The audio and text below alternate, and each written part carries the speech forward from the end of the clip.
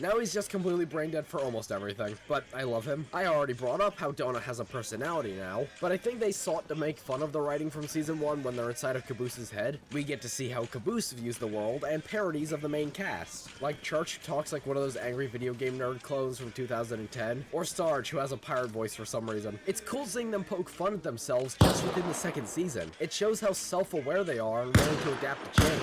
That's a setup to a joke I'll finish in like 5 hours. Alright, I'm gonna do the rest of this season from memory, because I think that might be funny. Tucker gets all of the Reds to turn off their radios and chase O'Malley off to who knows where. Then they just kind of bum around for a while, dead ass, until Donut winds up in a cave and finds Doc talking to himself. Probably isn't important, moving on. Donut accidentally winds up at the wrong base, and they take him prisoner. So in exchange for the Reds getting Donut back, they agree to build 2 empty robot bodies, so Church and Tex have somewhere to bunk. But the twist is, Sarge put a microphone on one of them and a giant bomb in the other. Trying to explain everything that goes on in the earlier seasons of the show feels like trying to explain a narrative that's been going on for years, except you could only bring up bullet points. I promise the story will get better in time.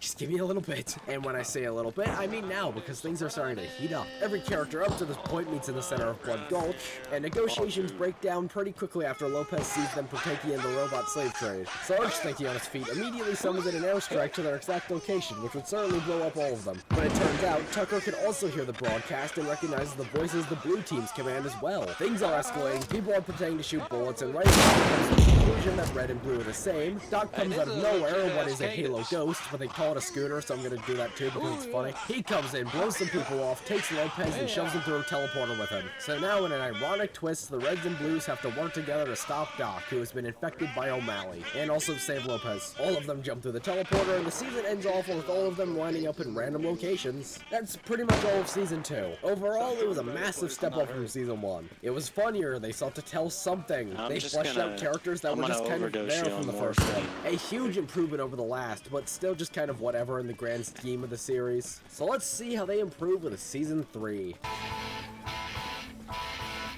So the last time a season started, there was a 6-month time skip between the end of the first one and the start of the second one. But this time we're right into the action, taking place right after the last one left off. Church and Griff have been thrown into jail, Simmons got separated from everybody in some kind of magic teleporter room, Sarge and Caboose are off by themselves and who knows where, and finally Donut, Tucker, Tex, and Sheila are all back at Blood Gulch. Sheila and Donut stayed so one member of each team could be there. Tex is there because she showed up too late to the teleportation party, and Tucker is there because he got blown up. We finally get to see the Reds and Blues interact with one another besides trying to kill the opposite team, and I love how some of them bounce off each other. It's not even pairs you would expect, like the leaders of each team being together. It's shit like Donut and Tucker, which makes a really cool dichotomy with how they interact. I mean, we really get a taste of the teams talking with one another last season with Caboose and Donut, but now we get a full season about it, and I'm 100% on board. I mean, there's only so much they could have done with each team being at each other's throats, so mixing it up was a good choice. They don't really do much with Griff and Church right now, so luckily they get the least screen time out of all the pairings. They're just kind of in jail the whole time. The Blood Gulch boys don't really do much either, except wait around for a little while. Then we're left with Caboose and Sarge, and I love how they bounce off each other. Sarge treats him like he's his son, it's great. They wound up in a place that's a parody of Halo multiplayer of all things. Just these Reds and Blue guys running around killing each other for no reason, trying to get each other's team's flag. What do the flags do? Why are they doing this? No reason, don't argue with the beast. They're also kind of like a religious parody, which was not what I was expecting. They treat a flag like God, who cares? They don't hang out here for long though. Simmons' main goal for the first part of the season is just to get the teleporters to work again, trying to get everybody in the same spot, because it would just kind of suck if everyone was separated for the whole thing. We don't get any new main characters introduced this season, instead new main antagonists. Doc, who has been infected with Tex's AI, is now Doc O'Malley, gone from regular evil to cartoony evil. I love this character so much, he might just be my favorite in the entire show. Strangely enough, bouncing off of himself more than anything, since Doc is still hanging around in that head. O'Malley wanting world domination, and Doc just wanting to help people is a really good gimmick for how the character works. And working on the same side as him is Wyoming, another freelancer like Texas. There's a freelancer for every state except... So there's 50 of you.